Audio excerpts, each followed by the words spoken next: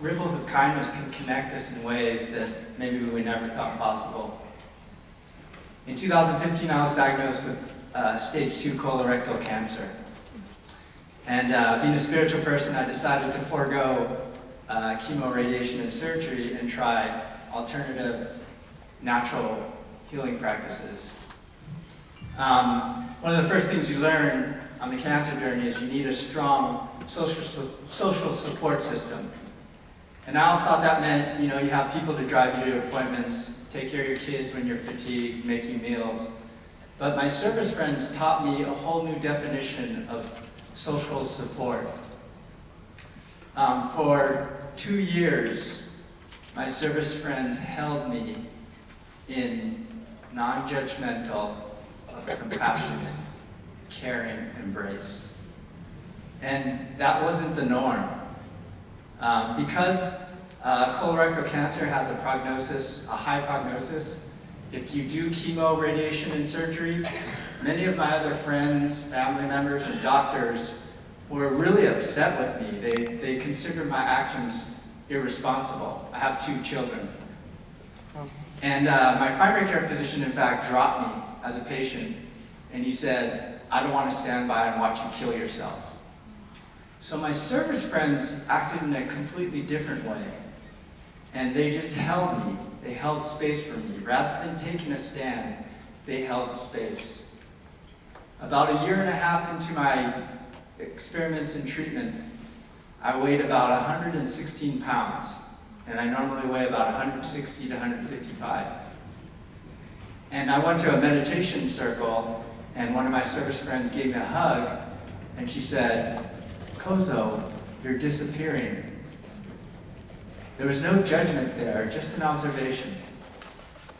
And I didn't think about it at the time, but later when I got home, I realized that not only was I disappearing, but then in a way I wanted to disappear.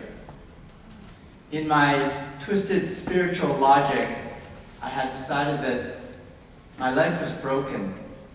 My body was broken. My marriage was broken. My career was in shambles. We were having financial troubles. And I had unconsciously decided that I would disappear and then come back in another life, be reborn with a new life, a new chance, a new body, a new chance at relationships, a new chance at career. And when this service friend told me this, she put this in front of my face, I was at a crossroads and I had to decide, did I want to choose to live this broken life or continue to disappear? And because of that unconditional love I received from those service friends, I chose life. And in 2017, I opened my body and my mind to people who I'd formerly considered my enemies, namely Western medicine and my surgeons. And they removed the tumor. And I've been cancer-free ever since. Thank you. I can honestly say that I wouldn't be here today if it wasn't for that unconditional love, beauty, generosity I received from those service friends. And how do you repay that? How do you repay life given? How do I repay the moments I get to spend with my sons?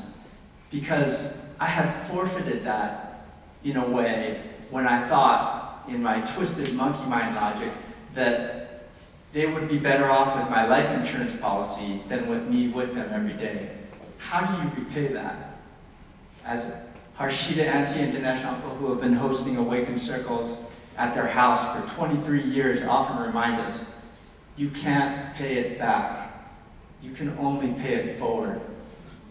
And so that's what I try to do today. I try to pay forward that same unconditional, non-judgmental space that was held for me.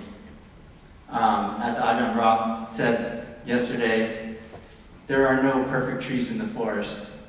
We are all scarred, twisted, turned, and going through struggles. So I try to hold space for everybody in that forest. I'm so grateful. to have been served, but also for being taught how to serve. Thank you so much. Malama Pono. Please take care.